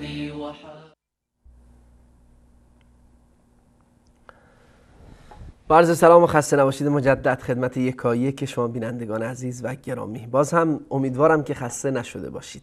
انشالله که با ما تا پایان برنامه همراه باشید و در این بخش از برنامه در خدمت استاد عزیز و دوست عزیز بنده استاد فضلالحق سلیمانی هستیم. تماس تلفنی داریم با ایشون که همکار بنده هستند در همین برنامه، در تهیه و تقدیم و اجرای همین برنامه. عرض سلام و خسته نباشید دارم خدمت شما استاد سلیمانی. و علیکم السلام و رحمت الله و برکاته. بنده هم استاد مجید عباسی عزیز خدمت شما و خدمت همه بینندگان عزیز و ارجمند عرض سلام دارم و ادب و احترام، همچنین آرزوی توفیق بیشتر از طرف الله متعال. بنده هم خیلی خوشحالم از اینکه این فرصت و این افتخار نصیب ما مجموعه ما بچه‌های سال حق نصیب شد که برنامه آموزش روحانی قرآن کریم رو آغاز بکنیم و واقعا تقاضایی که از طرف بینندگان عزیز در چندین ماه، حالا نگیم شاید که 2 سال گذشته، زیاد تکرار میشد، الحمدلله به مرحله عمل در اومد و با سخنان زیبای شما و صحبت‌های بسیار زیبایی که در بحث مقدمه این برنامه داشتید آغاز شد و امیدوارم که بنده هم در کنار شما و در کنار استاد عبدالرحمن فاتح عزیز میتونم که خدمتی کرده باشم به قرآن و جامعه قرآنی و حقیقتا بتونیم تلاشی کرده باشیم تا به همراه بینندگان عزیز در باب قرآن کریم اون دینی رو که نسبت به این کتاب داریم و کوتاهی هایی رو که همه ما بلا استثنا نسبت به قرآن کریم داشتیم بتونیم حداقل گوشه از این رو جبران بکنیم و رابطه خودمون رو بیشتر برقرار بکنیم با قرآن کریم و از صفر شروع میکنیم. حداقل در این برنامه یقینا بینندگان عزیز با مفاهیم قرآنی آشنا هستند، هرچند که روحانی قرآن رو هم بلد نباشند و در زندگی عمل میکنن و اجرا میکنن، اما انشاءالله که بتونیم حداقل در بحث روحانی قرآن کریم هم از فواید و مزایایی که شما هم اشاره فرمودید به بخشی از اون بهره مند بشیم. تلاوت قرآن کریم حقیقتا عزیزانی که با قرآن کریم آشنا هستند یقینا بهتر این صحبت بنده رو درک میکنن که یک لذت خاصی داره، یک زیبایی خاصی داره، یک معنویت خاصی داره و ما با آموزش قرآن کریم، ما با روحانی قرآن کریم، ما با تلاوت قرآن کریم یک قدم برمی‌داریم در راه اصلاح خودمون، در راه آرامش خودمون، در راه بهتر زندگی کردن خودمون، در راه بهتر فهمیدن قرآن کریم. و واقعا از مواردی هست که شاید اغراق نباشه اگر بگیم کوتاهی شده در این باب، حداقل در جامعه فارسی زبان ما، به خاطر اینکه خیلی از عزیزان ما مدارک دانشگاهی حتی دارن، این مدارک معتبر دارن و به درجاتی در علوم مختلف در علوم روز رسیدن، اما وقتی که به قرآن کریم مراجعه میکنن و وقتی که تلاوت‌ها رو در قرآن کریم میبینیم شاید حتی از روحانی قرآن کریم هم به صورت صحیح عاجز باشن و متاسفانه حالا چه اهدافی بوده و چه نقشه هایی بوده که این گونه با قرآن کریم در جامعه ما برخورد شده، اما به هر حال وظیفه ما این هست که ما هرچه بیشتر ارتباط خودمون رو با این کلام آغاز بکنیم برای تلاوتش، برای فهمش، برای درکش و الله شاکریم. جا داره که بنده هم تشکر میکنم هم از استاد انصاری عزیز هم از شما که این مجال رو ایجاد کردید که این برنامه در این کانال اجرا بشه و این افتخاری هست برای بنده حقیقتا انشاءالله و همچنین برای استاد عبدالرحمن فاتح که بتونیم در این برنامه خدمتی کرده باشیم برای قرآن کریم. و همینجوری که بینندگان عزیز هم شما اشاره فرمودید حتما میدونن که انشاءالله ما از برنامه بعد بتونیم درس روحانی قرآن کریم رو آغاز بکنیم. من فقط قصدم این بود که در این برنامه ابراز خوشحالی بکنم، ابراز ادب و سلامی خدمت شما و دوستان عزیز داشته باشم و اینکه انشاءالله بیاری الله متعال همه ما دعا بکنیم تا الله متعال این برنامه رو همچنان ساری و جاری داشته باشه تا بتونیم به اون اهدافی که داریم در این برنامه انشاءالله دست پیدا بکنیم انشاءالله. سپاسگزار از شما استاد سلیمانی. خیلی ممنونم. من تشکر میکنم از شما و با همه شما بینندگان عزیز هم خداحافظی میکنم. الله یاد و نگهدار. سپاسگزار از شما استاد سلیمانی عزیز، همکار بنده، و از این صحبت‌های زیبایتون و در واقع سخنانی که از دل شما برآمد و انشالله به دل بینندگان عزیز هم بنشیند، به دل ما که واقعا نشست، و اهمیت قرآن کریم و واقعا شیرینی و حلاوتی که انسان حس میکنه هنگام خواندن این آیات عظیم الشأن. و اگر واقعا انسان عمل هم بکنه، شیرینی و لذت دو چندان و چند برابر خواهد شد که به این آیات عمل بکنه انسان و چراغی قرار بده بر فراز راه زندگی پرفراز و نشیبی که در این عصر حاضر ما با آن دست و پنجه نرم میکنیم. من تشکر میکنم از شما استاد سلیمانی و بینندگان عزیز و گرامی. با هم یک میان برنامه رو میبینیم و پس از آن انشاءالله در خدمت همکار دیگرمون استاد عبدالرحمن فاتح خواهیم بود که امیدوارم ایشون هم با ما همراه بشن و تماس تلفنی داشته باشیم و انشاءالله صدای گرم ایشون رو بشنویم. با همین میان برنامه رو ببینیم.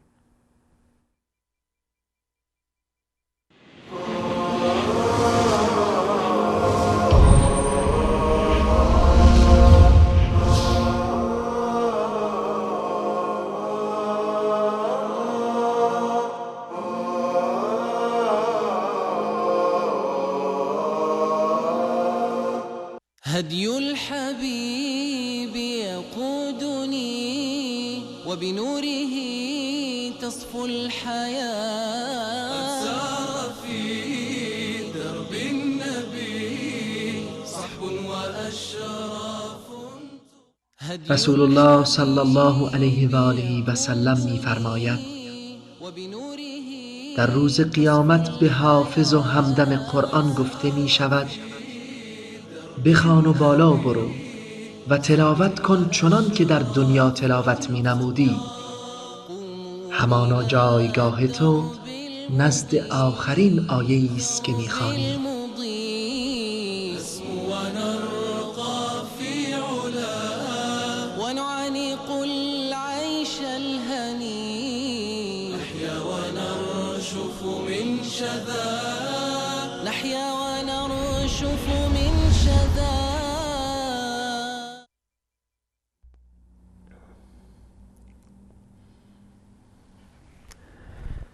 بله، عرض سلام، خسته نباشید مجدد دارم خدمت یکایی که شما بینندگان عزیز.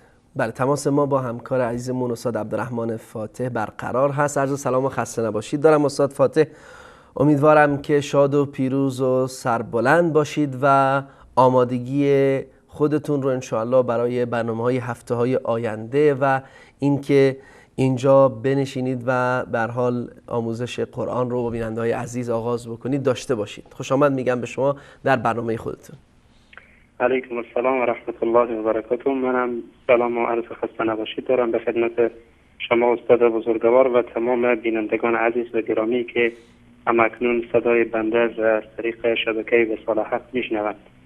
منم بسیار خوشحالم از این برنامه. واقعا جای تشکری هست از شما استاد گرامی و از جناب استاد فضل الحق سلیمانی و تمام دستاندرکاران شبکه وصال حق که این برنامه را ترتیب دادن و در واقع یکی از خواسته ها و آرزوهای بزرگ بیشتر از بینندگان عزیز بود و هست که آنها هم در جمع کسایی که قرآن عظیم الشأن تلاوت میکنند و قرآن عظیم الشأن یاد دارد به پیوندن بود.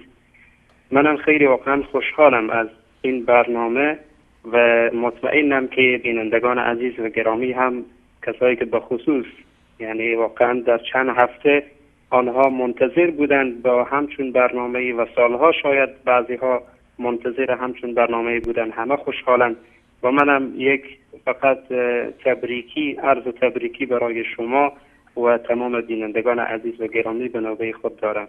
جزاکم الله خیر. خواهش میکنم. واقعا همونطور که شما فرمودید، یعنی بسیاری از بیننده ها تقاضا کردن، بارها تقاضا کردن در زمینه آموزش قرآن کریم و واقعا یک نیاز اساسی هست که الحمدلله الله به ما توفیق داد، به مجموعه شبکه جهانی وصال حق، به بنده، به شما، به استاد سلیمانی، به همه عزیزان این توفیق رو داد و از الله متعال خواهانیم که توفیق ادامه همین راه رو هم به ما عطا بکنه. آمین آمین. و من هم از پروردگار متعال میخوام که خداوند برای ما توفیق بده تا انشاءالله آنگونه ای که حق مطلب باشه، خب اگر شاید با اون اندازه اگر نتوانیم حداقل بتوانیم که یک قطره از این دریای بزرگ برای بینندگان عزیز و گرامی انشاءالله برداریم و بدهیم و بنوشانیم انشاءالله. و این خواسته همه ما هست که تمام بینندگان عزیز و گرامی که به پای شبکه نشستند و به خصوص در این برنامه قرآن عظیم الشأن که کلام پروردگار سبحانه و تعالی هست و شما هم مفصلا در مورد کلام الله امروز بحث کردیم و صحبت داشتین، انشاءالله که یاد بگیرن.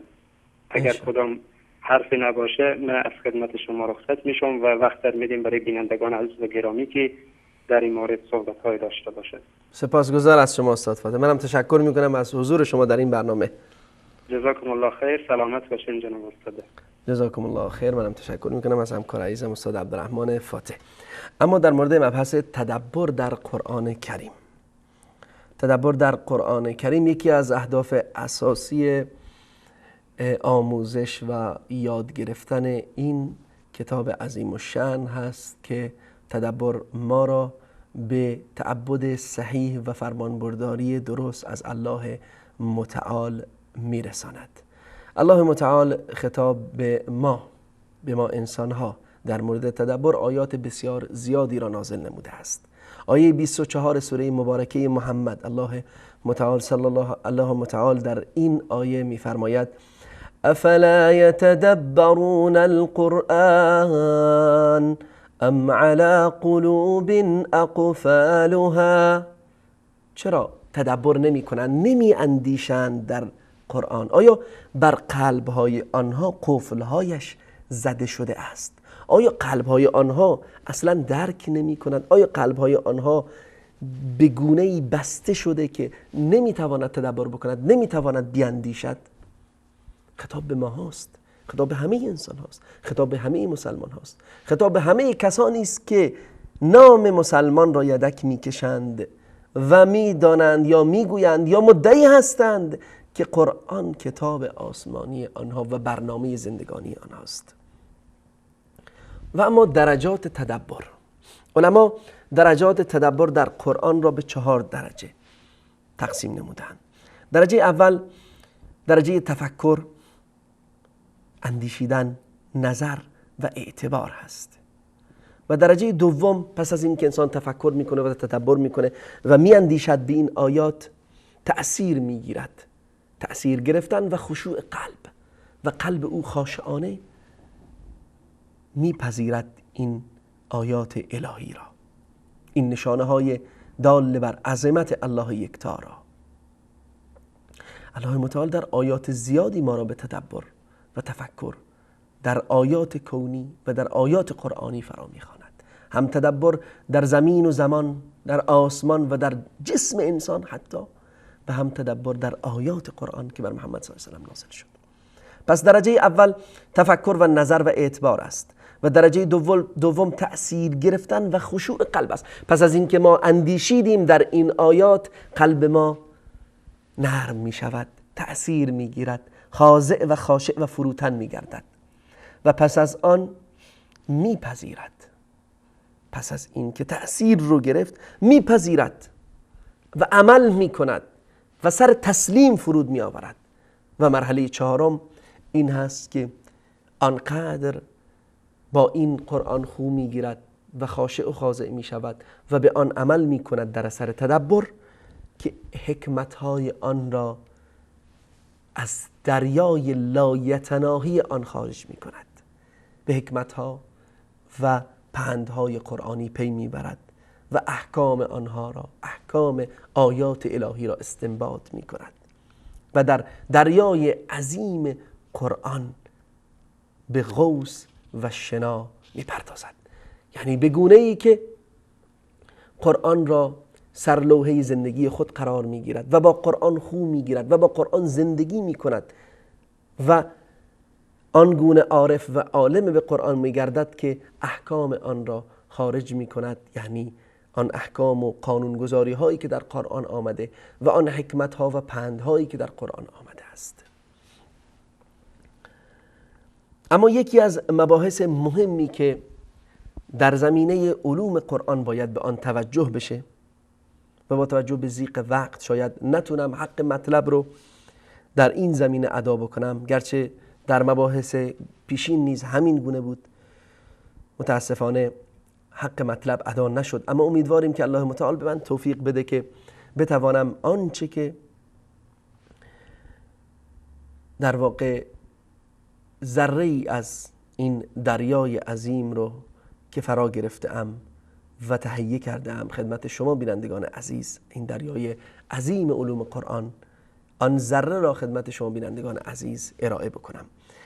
اما مبحثی که بسیار مهم هست در علوم قرآنی مبحث اعجاز قرآن هست و اعجاز قرآن یعنی این که بشر از آوردن به مثل آن همچون آن ناتوان بمانند، یعنی بشر از آوردن چیزی کلامی همانند قرآن ناتوان ماندند. الله متعال بارها بشر را به چالش کشید، به تحدی و مبارزه طلبید که یک سوره، یک آیه و حتی یک مبحثی همانند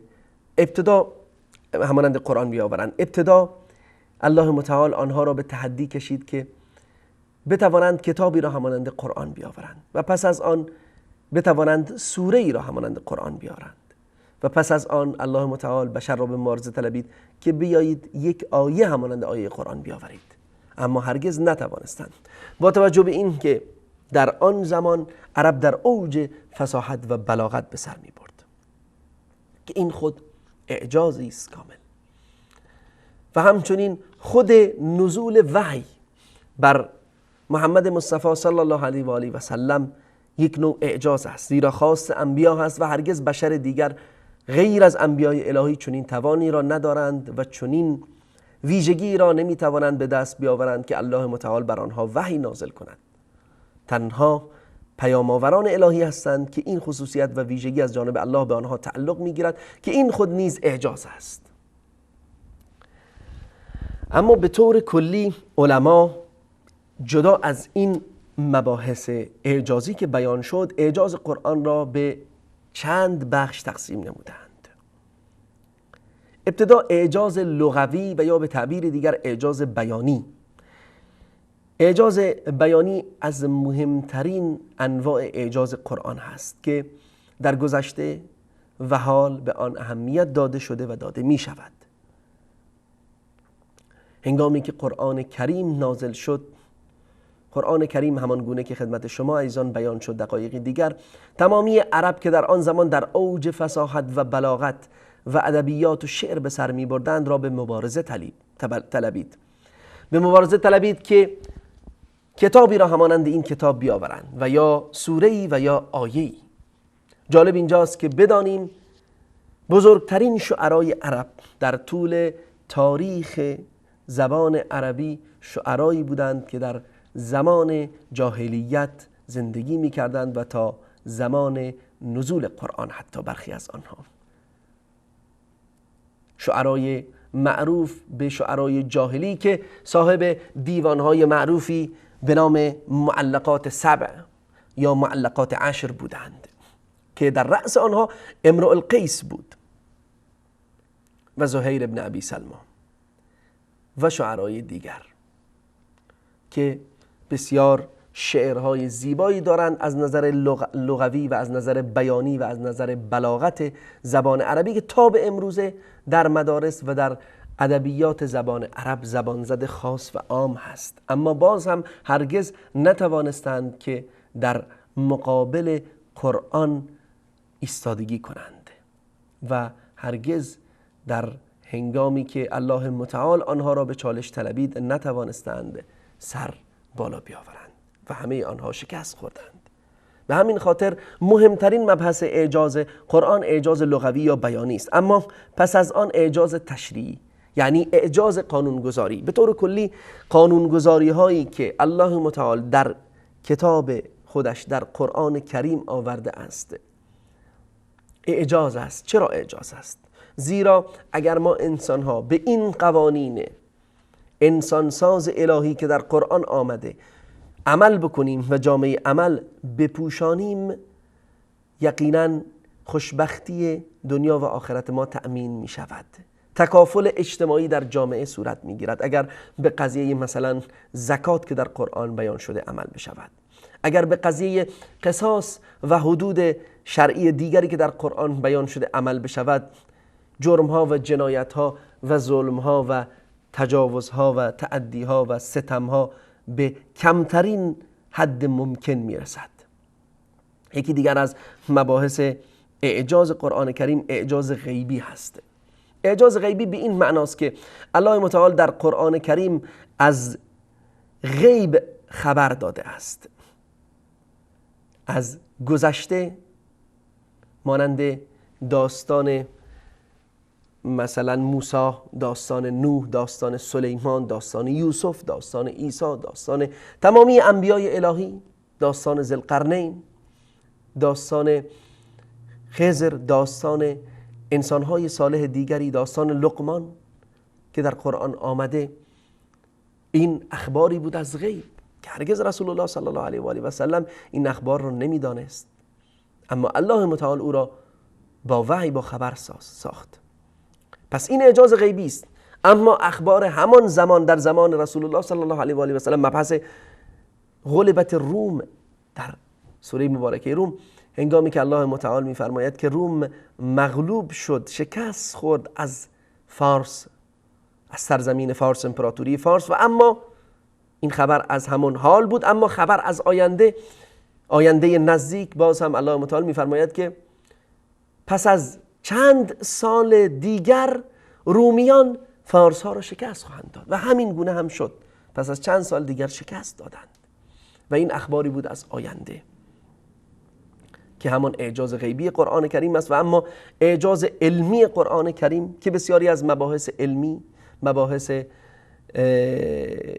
تجربی، در واقع علم تجربی معاصر که توسط قرآن کریم کشف شده است، مباحث علمی مختلفی همانند مبحث کهکشان ها، ستاره شناسی، فیزیک، شیمی، علم پزشکی و علوم غیره که میبینیم توسط قرآن کریم کشف شده است.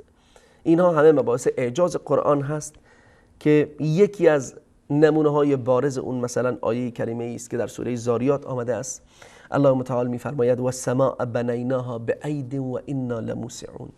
ما آسمان را با دست خود بنا نموده ایم و ما همواره آسمان را وسعت خواهیم داد یا وسعت میدهیم. و علما امروز کشف کرده اند که آسمان در حال بزرگ شدن هست. کهکشان ها دارند روز به روز بزرگتر و بیشتر می شوند و هرگز ثابت نیست این آسمان ها، بلکه دارند بزرگتر و بزرگتر می شوند. و همچنین اعجاز تجددی. اعجاز تجددی به این معناست که قرآن کریم کتابی است که در هر زمان و در هر سرزمین قابل فهم و قابل درک و قابل تطبیق و عمل هست. این نیست که برای زمانی خاص آمده باشد و برای مکانی خاص و برای قوم و گروهی خاص، بلکه برای تمامی زمانها و مکانها و قومها و گروهها قابل فهم و درک و تطبیق و عمل و اجراست. قابلیت اجرایی دارد در هر زمان و مکان. این اعجاز تجددی است. اما برخی از دانشمندان نیز اعجاز عددی را به انواع اعجاز قرآن اضافه نموده‌اند که به این معناست که برخی از اعدادی که در قرآن کریم ذکر شده است یک نوع اعجازی با خود به همراه دارد، به این معنا که امروزه این عددها و رمزها کشف شده است که دال یا خبر از مباحث بسیار مهمی میدهد که امروزه تحقق یافته و یا مییابد. با هم میان برنامه رو میبینیم و پس از آن در خدمت شما عزیزان خواهم بود با آخرین مبحث از برنامه امشب که بحث هجر قرآن کریم یا ترک آن می باشد.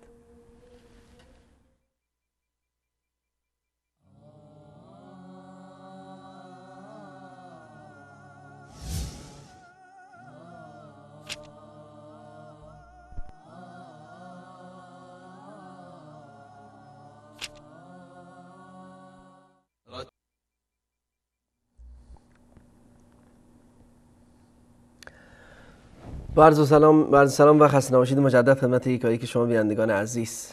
بله، با آخرین بخش از برنامه امشب در خدمت شما عزیزان هستیم و مبحث هجر و یا ترک قرآن، پشت نمودن به قرآن، دوری از قرآن.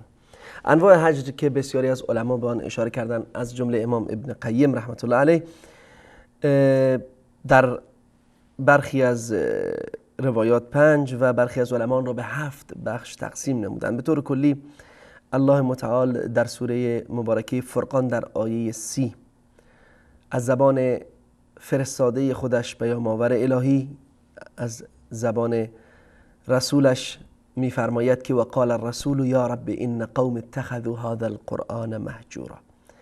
رسول و پیام‌آور الهی گله می‌کند، شکوه می‌کند و می‌گوید بار الها، قومم قرآن را ترک گفته‌اند، پشت کرده‌اند به قرآن. اما انواع ترک قرآن و پشت کردن به قرآن چیست؟ مهمترین آن و بدترین آن گوش ندادن به قرآن، بلکه مانع شدن از گوش دادن به قرآن حتی هست. دوری گزیدن از شنیدن قرآن و کلام الله و دیگران را منع کردن. دومین مورد ایمان نیاوردن و تصدیق نکردن آن است که کم از آن شاید حتی خفیفتر و کمتر و سبکتر باشد. در واقع مرحله اول نه تنها خودش گوش نمیداد بلکه دیگران را هم مانع می شود، مانند مشرکین مکه که نمیگذاشتند کسی قرآن را گوش بدهد و از محمد صلی الله علیه و سلم بشنود. و پس از آن مرحله دوم این هست که شاید بشنوند اما ایمان نمی آورند و تایید نمی کنند. مرحله سوم این است که شاید ایمان بیاورند، بگن ما مسلمانیم، اما تدبر نمی کنند و قرآن را فرا نمی گیرند، نمی فهمند. و مرحله چهارم این است که شاید قرآن را گوش بدهند و بعضی موقع هم بیاندیشند در برخی از آیات قرآن، هنگامی که میشنوند بفهمند که واقعا این قرآن حق است و اونها مسلمان هستند، اما با آن عمل نمی کنند. زیرا خب عمل نمودن به قرآن، آن عمل واقعی، مستلزم تحمل سختی و پا نمودن بر روی نفس اماره انسان هست. طبیعتا پشت کردن به شهوت‌ها و لذت‌های دنیوی آنقدر هم ساده و راحت نیست. و مرحله بعدی این هست که شاید عمل می کند، اما هنگامی که مبحث حکمیت و تحاکم، یعنی فرمانبرداری مطلق از قرآن و دستور قرآن و دستور الله متعال به وجود می آید و منافع و مصالح او در خطر می افتد، او تحاکم به قرآن را نمی پذیرد، یعنی حکمیت قرار دادن الله متعال و قرآن را نمیپذیرد، زیرا منافع و مصالح او را منع می کند از این که مطیع و فرمان بردار حکم قرآن، حکم الله در آن مبحث باشد. و همچنین مبحث بعدی که شاید خفیفتر هست، سبکتر هست، مبحث عدم استشفاء به قرآن هست، یعنی شفا را از قرآن نمیخواهند، زیرا الله متعال میفرماید که قرآن شفا هست و رحمت هست برای مؤمنان. اما بسیاری از ماها هیچ وقت هنگامی که بیمار میشویم بر روی بیمارمان، بر روی خودمون قرآن را تلاوت نمی کنیم، رقیه شرعی به تعبیر دیگر نمی کنیم، قرآن را نمی خوانیم، زمزمه نمی کنیم. این نوعی از هجر قرآن هست. و آخرین مورد هم که بسیاری از علما را ذکر کردن، روی گرداندن یا به تعبیری دیگر روی کردن به گوش دادن موسیقی موزیک، ترانه و پشت کردن به گوش دادن به آیات قرآن و تلاوت قرآن و صدای زیبای قاریان قرآن، بلکه ترجیح دادن صدای موزیک بر قرآن کریم است. در همین زمینه، در زمینه هجر قرآن کریم، مبحث دیگری است که من مختصراً به اون اشاره میکنم، مبحث بدعت هایی که امروزه متاسفانه بسیاری از مسلمان ها به آن مبتلا شده اند که در زیر مجموعه است در واقع در مبحث هجر قرآن کریم.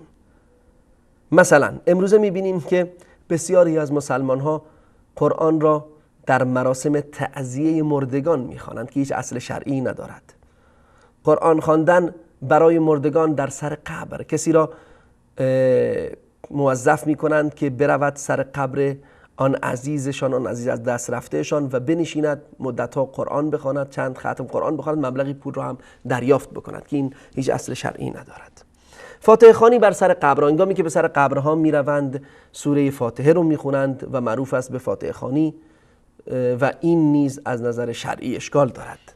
و مبحث بعدی یا بدعت بعدی که در واقع به وجود اومده در بین مسلمان ها این هست که از زیر قرآن رد می شوند هنگامی که قصد سفر رو دارند به عنوان تبرک، که این هم بدعتی است که به وجود آمده امروز و هیچ اصل شرعی ندارد. اما اعمال دیگر که عملا ما را از هدف اصلی قرآن دور می سازد، اگرچه بسیاری از علما آن را بدعت نمی دانند، اما عملی است که در شرع هرگز وارد نشده. مثلا بوسیدن کتاب قرآن، بوسیدن جلد قرآن، بوسیدن صفحه قرآن، کاغذ و بوسیدن همون مصحف که اصلا در شرع وارد نشده. صحابه بزرگوار رسول الله صلی الله علیه و سلم قبل از صحابه این کار را انجام نداده، خلفای راشدین انجام ندادند، امام های اهل سنت، ائمه اربعه، ائمه صحابه، ائمه آل بیت هیچ کدوم این اعمال را انجام ندادند. مثلا قرآن را نبوسیدند، در هیچ روایتی نیامده است که بوسیدن قرآن فضیلتی دارد یا فلان امام قرآن را بوسید. و یا اینکه آیات قرآن را در قاب میگیرند و در دیوارها نصب میکنند، چون این چیزی اصلا در شرع وارد نشده. و یا اینکه آیاتی قرآن را در تعویذ میبندند، در تعویذ قرار میدهند، در پارچه سبزی بر روی کاغذی مینویسند آیاتی از قرآن را و در پارچه سبزی قرار میدهند و آن را به بدن خود میبندند و یا در ماشین و یا در خانه خود آویزان میکنند که این نیز هیچ اصل شرعی ندارد و علما آن را ناجایز میدانند و هیچ کدام از رسول الله صلی الله علیه و سلم و صحابه یعنی سلف صالح امت و تابعین و ائمه اربعه اهل سنت هیچ کدوم این اعمال را انجام ندادند. بله بینندگان عزیز و گرامی، شماره های تماس زیرنویس شده. کمتر از 10 دقیقه به پایان برنامه وقت مانده. متاسفانه مباحث بسیار زیاد بود که من مجبور شدم تمامی مباحث را خدمت شما عزیزان عرض بکنم. انشاءالله که صدای گرم شما عزیزان را بشنویم در زمینه موضوع برنامه. سلام علیکم، وصال حق، بفرمایید بیننده عزیز. سلام علیکم، وصال حق، بفرمایید. سلام علیکم. علیکم السلام و رحمت الله. بیننده محترم بفرمایید بیننده عزیز، لطف کنید خودتون رو معرفی کنید. من نورالله هستم از افغانستان. جانم؟ نورالله هستم از افغانستان. سوال من همین بوده، مثلا تو ایران اینجا کار اومدین کار میکنیم، قرآن میخونیم ولی چاپ ایرانه، نمیتونیم درست بخونیم بعضی حروفاشو، حالا اشکال داره یا نه؟ بله آقا نورالله از افغانستان، قرآنتون چاپ ایران هست، میپرسید اشکال داره خوندنش یا نه، این سوال شماست؟ نه مثلا بعضی حروفاشو نمیتونیم کامل بخونیم. من تا افغانستان میخوندیم اون چاپ پاکستان بودن، میتونستیم درست حسابی بخونیم ولی اینجا نمیتونیم. آیا گناه داره یا نه؟ نه برادر عزیز، سپاسگزارم از شما آقا نورالله. پاسخ سوالتون رو بشنوید از گیرنده. تشکر میکنم از شما آقا نورالله از افغانستان.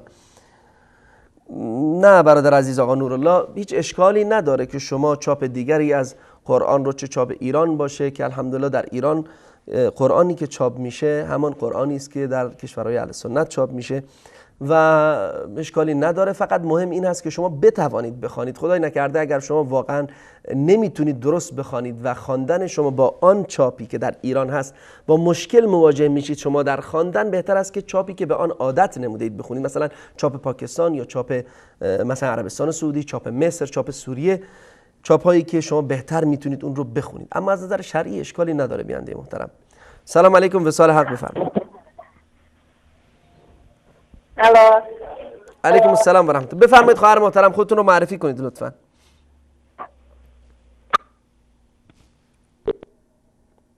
سلام علیکم، وصال حق بفرمایید. الو سلام علیکم، خسته نباشید. علیکم السلام و رحمت الله. سلامت باشید بیننده عزیز. لطف کنید خودتون رو معرفی کنید. من اسماعیل هستم، از زنجان زنگ میزنم. آقا اسماعیل از زنجان، بفرمایید برادر محترم. میخوام الو. بفرمایید آقا اسماعیل عزیز. استاد بزرگوار، من اهل سنت هستم، زنجان زندگی میکنم. بعد بفرمایید. الو. بله بفرمایید، صدای شما داره پخش میشه، میشنوم.